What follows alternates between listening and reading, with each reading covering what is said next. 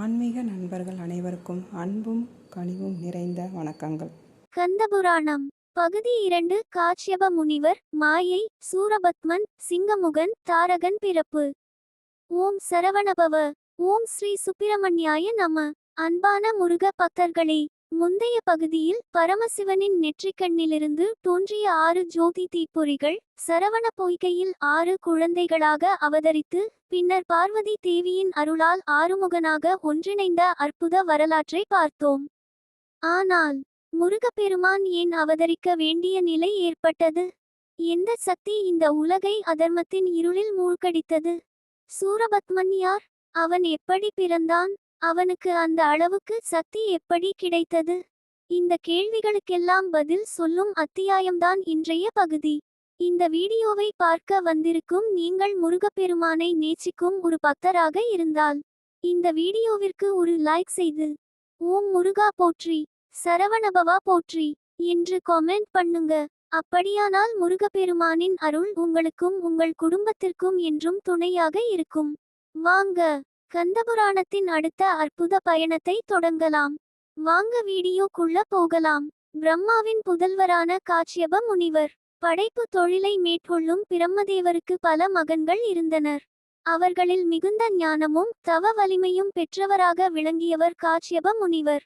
அவரது தவம் அவ்வளவு உயர்ந்தது, அவர் தவம் செய்த இடமே புனித தலமாக மாறும். தேவர்கள், முனிவர்கள், கந்தர்வர்கள் என அனைவரும் அவரை மரியாதையுடன் வணங்கினர்.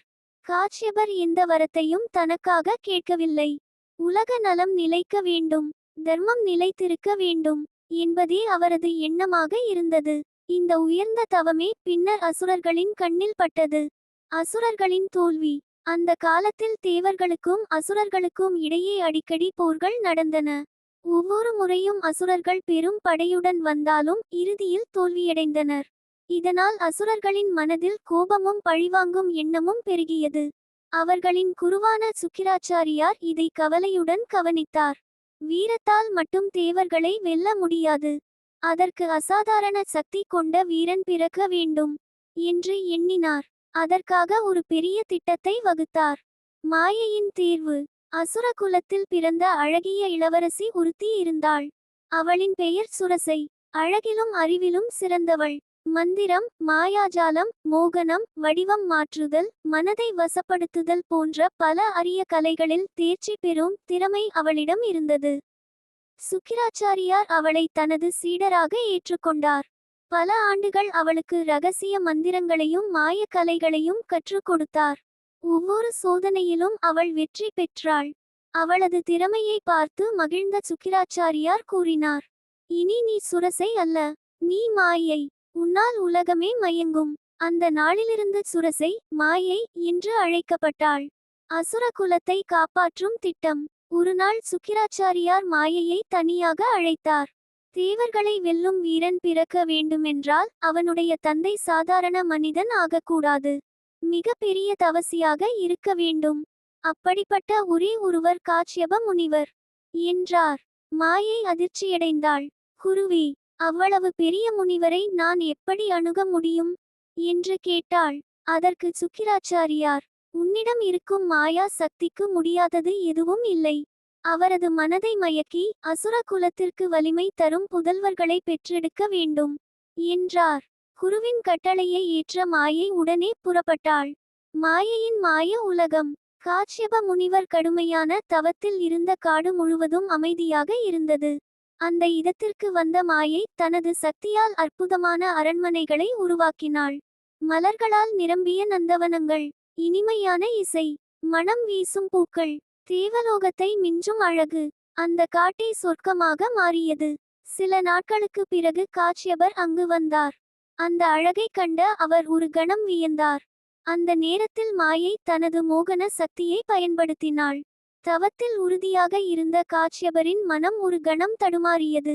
அந்த ஒரு கணமே வரலாற்றை மாற்றியது. அசுரர்களின் பிறப்பு. காலம் கடந்தது. மாயைக்கும் காஷ்யபருக்கும் 4 குழந்தைகள் பிறந்தனர். முதல் குழந்தை மனித உடலுடனும் அசாதாரண வலிமையுடனும் பிறந்தான். அவனுக்கு சூரபத்மன் என்று பெயர் வைத்தனர். இரண்டாவது குழந்தை சிங்க முகத்துடன் பிறந்தான். அவன் சிங்கமுகன்.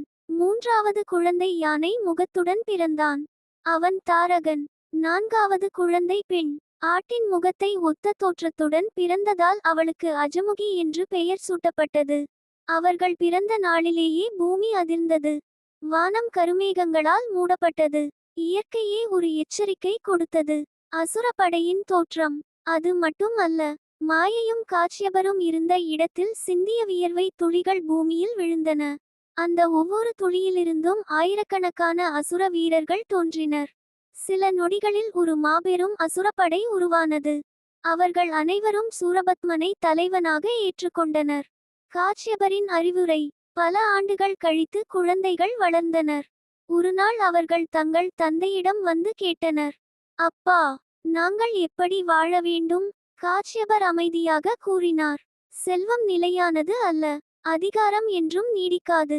அழிவில்லாத ஒரே சக்தி பரமசிவன். அவரை நினைத்து தர்மத்தின் வழியில் நடந்தால் வாழ்க்கை நிறைவடையும். இது ஒரு தந்தையின் அன்பான அறிவுரை. ஆனால் இந்த அறிவுரை மாயைக்கு பிடிக்கவில்லை. மாயையின் விஷ வார்த்தைகள். காச்சியபர் சென்ற பிறகு மாயை தன் பிள்ளைகளை அழைத்தாள். உங்கள் தந்தை தவ வாழ்க்கையை பற்றி பேசுகிறார். ஆனால் இந்த உலகம் பலவான்களுக்கே சொந்தம்.